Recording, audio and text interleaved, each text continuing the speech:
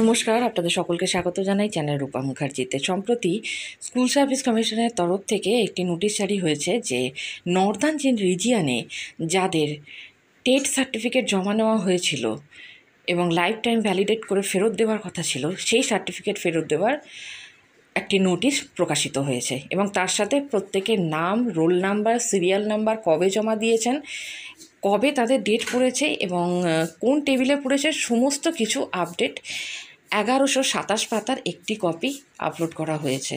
আপনারা প্রত্যেকে সাইটে গিয়ে এটাই ডাউনলোড করে নিজেদের সমস্ত ডিটেলস দেখে নেবেন।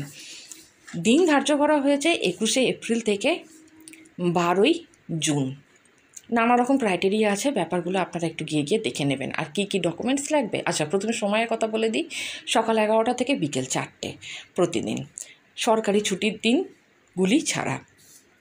আর যে রিসিপ্ট কপিটা ছিল সেই রিসিপ্ট কপিটি নিয়ে যাবেন।